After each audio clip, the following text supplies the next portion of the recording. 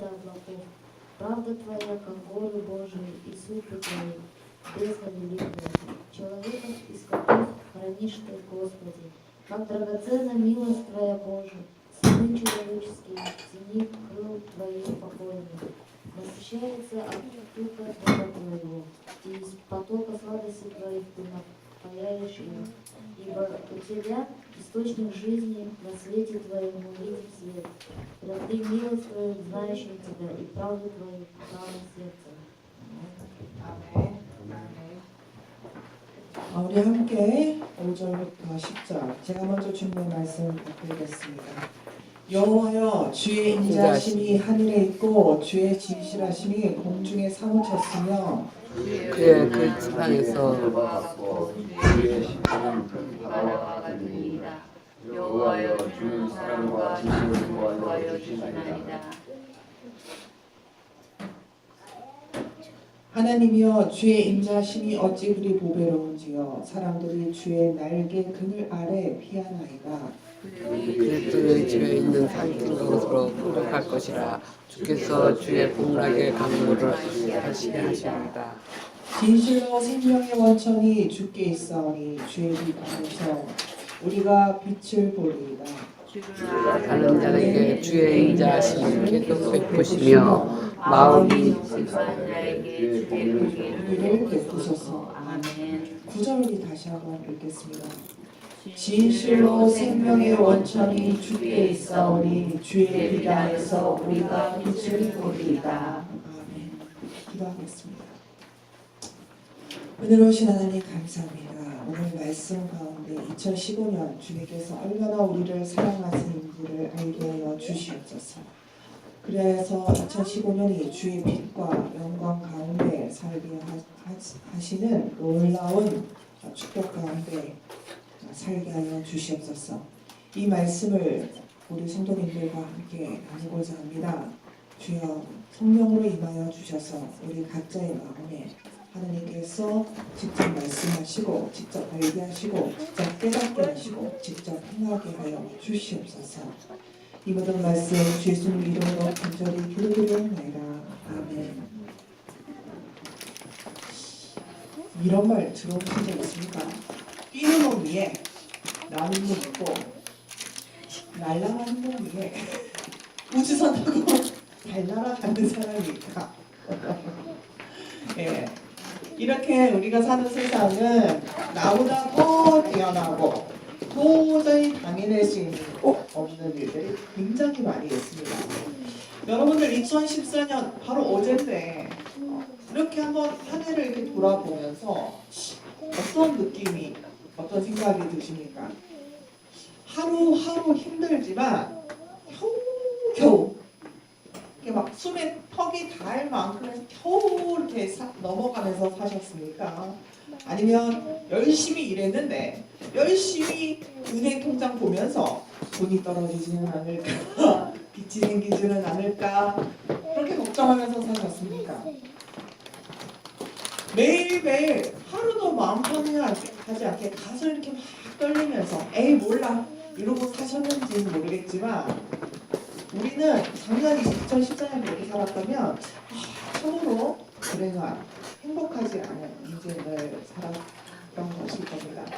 그래서 오늘 저는 말씀을 준비하면서 한번 생각해 보았습니다. 2015년 우리 열방교회 성도님하고 제가 어떻게 하면 안정되고 행복하게 살 수 있는지 그러면 그렇게 행복하게 살려면 무엇이 필요할지를 한번 생각해 보았습니다. 우리가 주 예수 그리스도를 믿고 하나님을 섬기면서 살아가는데 하나님께서 모든 것을 다 만드시고 모든 것을 하셨는데 우리는 그런 하나님을 믿는다는데 왜 불행하고 행복하지 못하고 불안해하고 걱정하고 짜증내하고 막 참지 못해하고 그렇게 살아가야만 할까를 생각해 보면서 우리가 예수 그리스도를 믿으면서 무엇이 부족한지 무엇을 깨닫지 못하고 사는지를 오늘 말씀을 통해서 보도록 하겠습니다. 오늘 시편 36편 말씀은 딱 하나입니다. 주제가 딱 하나입니다. 뭐냐면 우리에게는 하나님의 사랑이 필요하다는 것입니다. 하나님의 사랑. 우리가 행복해지려면 무조건 사랑해 주시는 하나님의 그 사랑이 필요하다는 것입니다.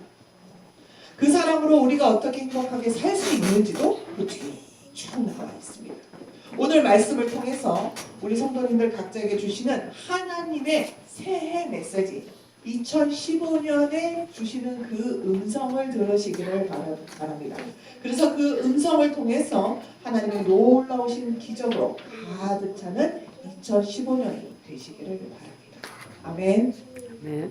자, 그러면 오늘 성경 본문에서 하나님의 사랑은 어떻다고 나와 있습니다.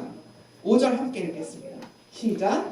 여호와여 주의 인자하심이 하늘에 있고 주의 진실하심이 공중에 사무쳤으며. 라고 나와 있습니다.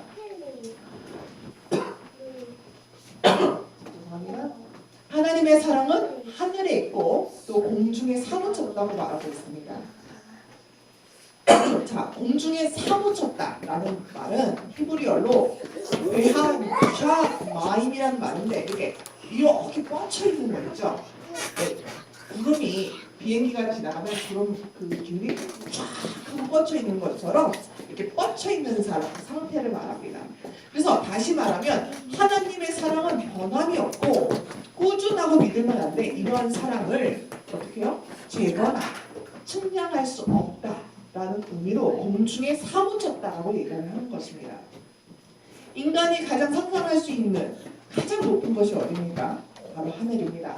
하나님의 사랑을 우리가 어떻게 표현할 수 있을까 생각한 이 오늘 말씀의 저자는 뭐라고 얘기하면 하나님의 사랑은 어떠한 사랑이나 하늘과도 같은 정말 측량할 수도 없고 너무나도 크고 넓은 그런 사랑이다라고 얘기했습니다.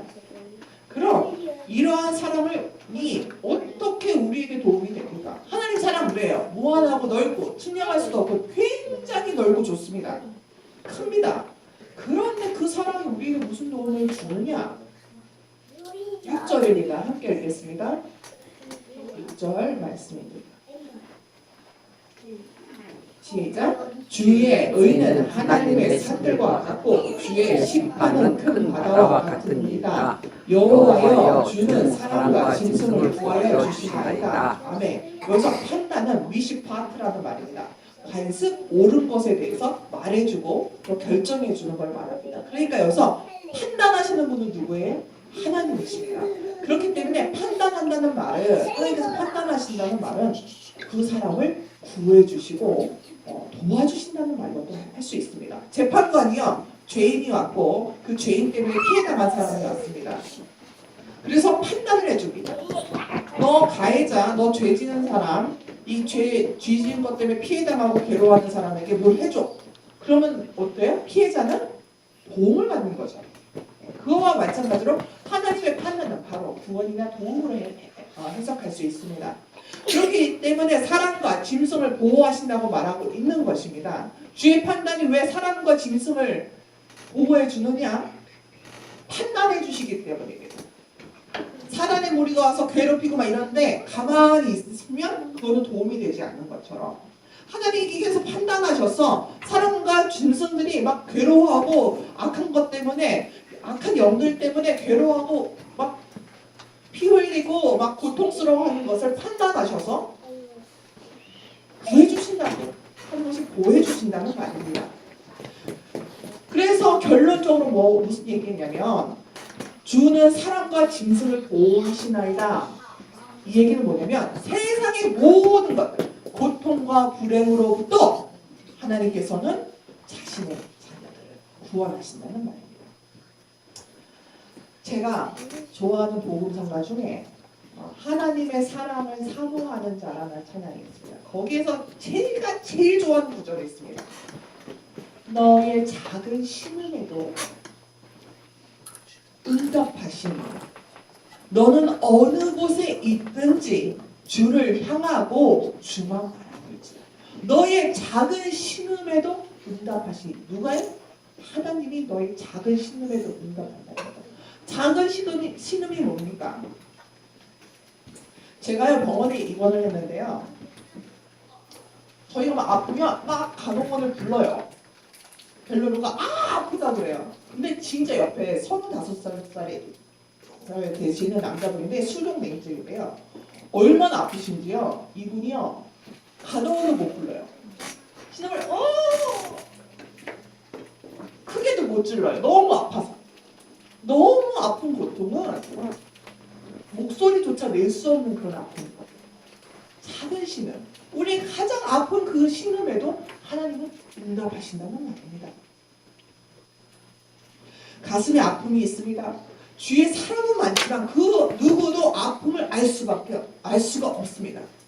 너밖에 없다. 너만을 영원히 사랑하겠다고 하는 사람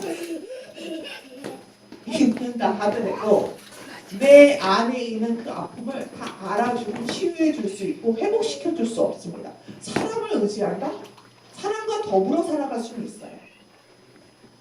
그렇지만 사람을 의지하고 살아간다는 것은 자기 스스로가 실수하는 것입니다. 왜냐하면 그 고통과 아픔을 하나님처럼 알아줄 수 있는 분은 없기 때문입니다. 하나님은 아십니다. 아는 것에서 그렇지만 거기서 끝나는 것이 아닙니다. 그 작은 신음에도 너무 아파 괴로워서 말도 못 꺼내는 그 영혼은 구원하신다는 겁니다.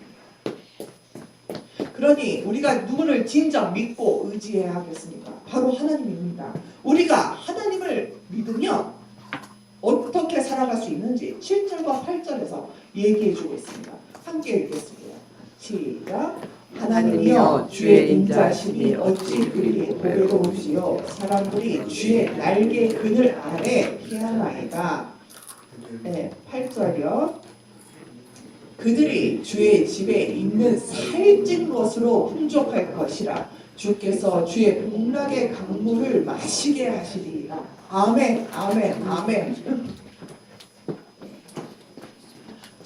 첫째로 하나님을 믿고 하나님을 모든 걸 의지한 사람들은 어떻게 사는 줄 아십니까?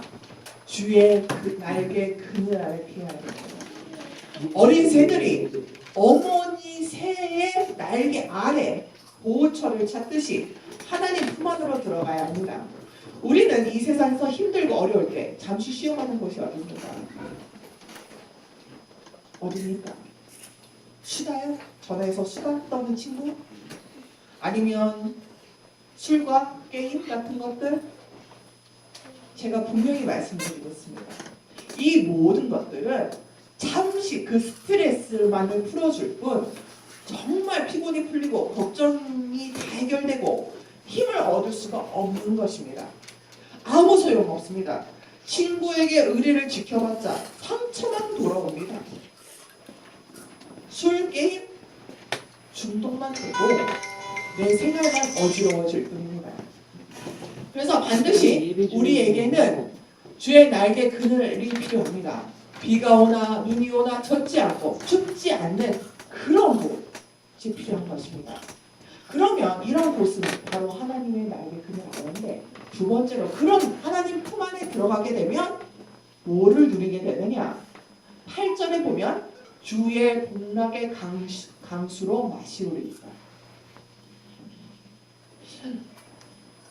제가 이스라엘을 한번 가봤더니 이렇게 강둑이 있어요. 물이 하도 없으니까 물을 이렇게 쟁겨놔야 되는 거예요. 근데 물이 별로 없다 보니까 이제 건기가 되면 비가 많이 내리는 날이 아니고 비가 한동안 3개월 정도 안 오는 그런 시기가 있어요. 그런데 오면 강둑이 말라 있어요. 자랄 수가 없는 거예요. 강수라는 말은 나할이라는 말인데 촉촉하게 강둑이 젖어 있는. 그래서 막 이끼도 나오고 막 거기서 막 풀도 나오고 그런 상태를 말합니다. 그래서 이런 그 이스라엘 가면은 이 나할, 이 강수라는 것이 생기면 그렇게 축복받은 지역이, 야, 니네 땅은 강수가 있네, 강둑이 이렇게 촉촉하게 있네, 야, 이렇게 계속 유지되면 그 사람은 아주 좋은 땅에 가서 복받은 사람인 것입니다. 자, 그리고 여기에 보면은 복락이라는 말이 나오는데 히브리어로 아덴이란 말입니다. 여러분들 에덴 동산 아시죠? 그 아덴이란 말이랑 같은 근원인데 이 에덴이라는 말의 뿌리에서 나온 말입니다. 자, 에덴이라는 어떤 곳입니까? 하나님께서 사람에게 가장 완벽하게 만들어 놓은 곳입니다. 거기에 아담과 하와가 살았습니다. 그래서 사람들은 경치 좋고 날씨 좋고 뭐 살기도 좋고 그런 곳을 뭐라면 야 에덴 동산 같다 이렇게 얘기합니다. 그런데 우리 한번 생각해 보십시오. 우리 우즈베키스탄, 베트남에서 오신 분들도 있고 우리도 다 사실은 고향이 전주고 뭐 저기 서산이시고 뭐 이러시잖아요. 홍천이시고. 근데 다 인천이나 서울 와서 사는 게 뭡니까? 일자리가 있고 또 어떻게 보면 여기가 또 살기가 좋지 않을까 해서 이렇게 왔습니다. 그런데 우리 솔직히 얘기해 봅시다. 이 지구상에서 정말 에덴 같은 곳이 있습니까? 정말 동산 같은 곳이 있습니까? 축복받고 편하고 마음 편하게 살 수 있는 곳이 있습니까? 없습니다. 작년에 많은 일들이 있었습니다. 뭐 정말로 보면 뭐 미국이 뭐 복지가 잘 돼 있고 유럽이 복지가 잘 돼 있어서 거기 가서 살고 싶다 하지만 거기도 범죄가 있고 거기도 인종차별 거기도 요즘 세계 경제가 안 좋아져서 기름값은 뚝뚝 떨어지고 산업도 되지 않고 사람들은 일자리를 잃고 살고 싶지 정말로 이 지구상에서는 제대로 살 수 있는 곳이 없습니다. 그러면 우리는 어디로 가서 걱정거리도 많고 이 위험한 이 세상을 벗어날 수 있겠습니까? 어디냐면 주의 집입니다. 주의 집에서 뭘 마시게 한다고요? 복락의 강수를 마시게 한다고 했습니다. 물을 먹으러 가려도 정수기 앞에 가야 물을 먹을 수 있고 뭐 배고프면 냉장고 앞에 가서 뭘 먹어야 되지 않습니까? 우리가 복을 받고 싶다는데 하나님의 집은 저기 있고 나는 여기 있으면서 하나님의 복을 받으라는 것은 말이 되지 않습니다. 그러므로 주의 집, 하나님의 사랑을 받는 그곳으로 가야 한다는 것입니다. 왜 이곳으로 가야 합니까? 왜 하나님의 집으로 가야 합니까? 9절입니다. 함께 읽겠습니다. 시작. 진실로 생명의 원천이 주께 있사오니 주의 발 아래서 우리가 빛을 보리이다. 다시 말하면 모든 세상의 것이 하나님으로부터 시작되고 거기서 시작되니까 거기서 나오고 또 하나님께서 하신 거기서 나오기 때문에 거기로부터 기적이 보여지는 것입니다. 요즘 집 밖에 나가면 다 돈이지 않습니까? 제가 이렇게 다리 다치고 이렇게 누워 있으니까 집 밖을 안 나가니까 돈 나갈 일이 없어요. 그냥 요즘 나가면 다 돈이에요. 심지어 우리는 입버릇처럼 말합니다. 야, 돈만 있으면 돈으로 다 살 수 있으니 편하게 살겠다. 그러나 바꾸어 생각해 보면 내가 나가면 내가 가진 모든 것을 다 뺏긴다는 말밖에 안 됩니다. 그렇죠? 걸어갈 때, 차 타고 갈 때 돈을 다 내가 갖고 있는 돈 하나씩 내놓아야 된다는 것입니다.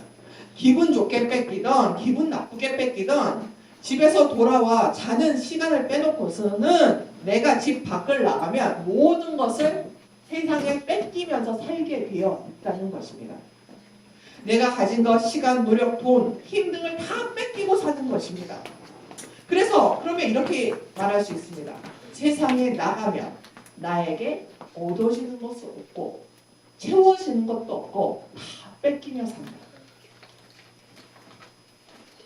그러나 오늘 말씀에 하나님의 사랑을 받는 그곳 주의 집은 어떻습니까? 뭐라고 나옵니까? 진실로 생명의 원천이. 여러분들 그 우물물 이렇게 해보신 적 있습니까? 우즈베키스탄이나 베트남에 이거 있을까요? 물 조금 넣어서 하면은 이렇게 물품이 이렇게 물이 쭉 나오죠. 네. 그게 왜 그럽니까? 지하수 원천까지 구멍을 뚫어서 원천이 끝에 이렇게 물이 발견되면 거기서 계속 갖다 물을 쓰는 겁니다. 그렇습니다. 원천이라는 것은 끊임없이 쉴 새 없이 나오는 곳입니다. 근데 그것이 뭐라는 겁니까? 생명이라는 거예요. 생명을 살리는 거예요. 얻어지는 거예요. 채워지는 것이 생명입니다. 우리는 생명이 있습니다. 생명을 이어가려고 살아보려고 돈도 열심히 벌고 또 운동도 열심히 하고 또 열심히 삽니다. 그러나 이것을 혼자 힘으로 하려니까 계속 나가기만 하고 채워지는 것이 없어요. 우리에게는 원천, 이것이 없기 때문입니다. 그러나 그 원천이 누구에게 있다고 얘기합니까? 바로 하나님께 있다는 것입니다. 바로 우리를 만드신, 우리를 너무나도 사랑하신 하나님께 있다는 것입니다. 그러면 여기서 우리가 답을 얻습니다. 어떻게 하면 우리가 2015년을 행복하게 살 수 있느냐? 바로 10절입니다. 함께 읽겠습니다. 시작. 주를 아는 자들에게 주의 인자하심을 계속 베푸시며 마음이 정직한 자에게 주의 공의를 베푸소서. 결론적으로 누가 복을 받느냐? 하나님을 아는 사람이 복을 받는다는 것입니다. 안다는 것은 그냥 안녕하세요. 전 누구입니다. 누구세요? 이렇게 해서 아는 것입니다. 야다라는 히브리어가 있는데 그것은 알아도 함께 살아 알고 함께 울고 함께 웃는 그런 믿음이 있는 가족보다 더 깊은 관계를 안다라고 얘기합니다. 우리 한번 생각해 봅시다. 잘 알지는 못하고 그냥 얼굴만 아는 사이에 내가 힘들게 번 돈을 그냥 막 빌려줄 수 있습니까? 어렵다니까 불쌍하다니까 해줄 수 있습니까? 아니죠. 거짓말 할 것 같기도 하고 착해 보이지도 않는 사람에게 돈을 구워줄 수 있습니까? 절대 안 하죠. 우리도 사는 동안 복을 받고 싶고 친구도 엄마 아빠도 줄 수 없는 돈과 힘을 받고 싶다면 우리는 누구를 알아야 합니까? 하나님을 알아야 합니다. 그냥 아는 것이 아니라 하나님과 친하여져야 되고 하나님과 자주 만나야 되고 하나님과 자주 대화해야 되고 하나님께서 내미시는 사람의 손길도 우리가 통해서 받아야 하는 것입니다. 제가 이주민 목회를 여기 오기 전부터 했는데 이렇게 한국에서 어려움 당하는 사람들을 보면서 제가 인간적인 생각을 할 때가 참 많습니다. 제가 그 가리봉동에서 일할 때 쉼터에 파키스탄 노동자가 있었어요. 이 파키스탄에서 온 노동자인데 하루는 다리가 부러져가지고 왔는데 거기 와서 무료로 치료받고 어디 가서 살 데가 없으니까 일자리 구할 수가 없잖아요. 재활도 해야 되니까 쉼터 와서 살았습니다. 공짜로 먹습니다. 가끔 이렇게 도움의 손길들 통해서 자기도 이제 먹고 자고 합니다. 그러고 나서 딱 나니까 고맙습니다. 그 한마디 딱 하고 없어져 버렸어요. 없어져 버리더니 나중에 또 왔어요. 그랬더니 전부 다 완전히 망가져서 온 거예요. 이게 어떻게 된 거야? 이렇게 봤더니 몸이 딱 나니까 나가서 술 먹고 도박하고 또 막 위험한 일 막 하지 말라는 거 가서 하고 그럼 딱 다쳐갖고 온 거예요. 와서는 또 도와주세요. 그러고 딱 들어놓아요. 또 병원에서 무료로 치료받아요. 공짜로 먹여줘요. 재워줘요. 입혀줘요. 그런데 이 사람이 그럼 고마워할 줄 알아야 되는데 고마워할 줄도 몰라요. 몰래 슬슬 옆에 사람 꼬셔다가 나와갖고 술 먹고 놀고 다른 사람 분석하고 불쌍한 척해서 하고 한국 사람들 와서 이제 사회면서 하면 와서 개인적으로 제가 너무 비행기가 고향에 가고 싶은데 돈이 없고 그래서 또 보통 돈을 받아. 그러면 정말 화가 납니다. 야 이런 사람들 왜 내가 못하러 도와줘야 되냐? 내가 못하러 이 사역 시작했냐? 라는 회의가 듭니다. 왜요? 저는 사람이기 때문입니다. 제가 사람이라 제가 줄 수 있는, 제가 베풀 수 있는 그런 사랑도 한계가 있기 때문입니다. 그러나 중요한 것은 하나님의 사랑은 그러하지 않습니다. 꾸준합니다. 변하지도 않습니다. 가끔 이렇게 제대로 못해 하면서 사랑의 매를 드시긴 하지만 저처럼 사랑을 멈추거나 하지 않습니다. 보험도 이런 보험이 없습니다. 병원에 들어갈 때 의료보험을 들고 가면 참 마음이 편하지 않습니까? 왜냐하면 심각한 병이 있다는 얘기를 들어도 마음에 치료비 걱정에 대한 걱정이 없기 때문입니다. 그렇습니다. 하나님의 사랑이 우리와 함께 있다는 생각을 하면 살아가는 데 있어서 걱정 근심할 일이 없습니다. 머리 아플 일이 없습니다. 걱정이 없기 때문입니다. 그렇기 때문에 우리는 하나님의 사랑이 꼭 필요합니다. 그러면 알아요. 자, 하나님의 사랑 알겠습니다. 그런데 그 하나님의 사랑을 내가 어떻게 확실하게 알 수 있습니까? 제가 말씀드리겠습니다. 우리는 하나님의 사랑을 확실히 알 수 있습니다. 누구 때문에요? 예수 그리스도 때문입니다. 요한일서 4장 15절에 이렇게 얘기합니다. 누구든지 예수를 하나님의 아들이라 시인하면 하나님이 저 안에 거하시고 저도 하나님 안에 거하느니라 라고 분명히 말씀하셨습니다. 우리가 그리고 제일 잘 아는 성경 구절이 있지 않습니까? 하나님이 세상을 이처럼 사랑하사 독생자를 주셨으니 누구든지 예수 믿으면 멸망하지 않고 영생을 얻으리라. 몇 장이요? 요한복음 3장 16절. 예수님은 우리와 같은 사람이셨습니다. 배고프셨습니다. 우셨습니다. 웃으셨습니다. 아프셨습니다. 이러한 예수님께서 인간의 몸으로 와서 우리의 모든 것을 다 이해하시고 아시고 품어주셨습니다. 이러한 분이 하나님의 아들이십니다. 그렇기 때문에 하나님의 사랑은 자신의 아들까지 내어주신 사랑입니다. 그렇게 대단한 사랑입니다. 그리고 동시에 하나님의 사랑은 우리를 가장 잘 아시고 우리가 말하지 않는 것까지도 헤아려 주시는 사랑이라는 것을 우리는 잘 알고 있습니다. 그렇기 때문에 우리가 행복하게 살려고 한다면 무엇이 필요합니까? 하나님의 사랑이 필요합니다. 사랑하는 성도 여러분, 여러분들이 2015년 한 해를 어떻게 살려고 계획을 하셨는지는 저는 잘 모릅니다. 하지만 제가 간절히 부탁드리는 것이 있습니다. 그것은 뭐냐면 하나님의 사랑으로 사시기를 바랍니다. 아멘. 그래서 돈보다도 일자리보다도 문제 해결보다도 우리에게 가장 필요한 것이 무엇이냐면 하나님을 사랑하는 것, 그리고 하나님이 우리를 주시는 사랑인 것입니다. 올 한 해 하나님의 사랑이 오늘 지금 이 순간부터 저와 여러분에게 영원히 함께 하시기를 간절히 바랍니다. 아멘. 기도하겠습니다. 사랑의 주님, 우리는 하나님의 사랑이 필요합니다. 그동안 우리가 하나님의 사랑을 알지 못하고 내 힘으로만 살려고 했습니다. 너무 피곤했습니다. 너무 힘들었습니다. 너무 고통스러웠습니다. 그러나 하나님의 사랑을 이제 알았습니다. 이 사랑을 우리에게 보여주십시오. 끝도 없는 그 넘치는 사랑을 우리에게 주십시오. 예수님을 통해 보여주신 그 사랑을 우리에게 아버지 펼쳐주시고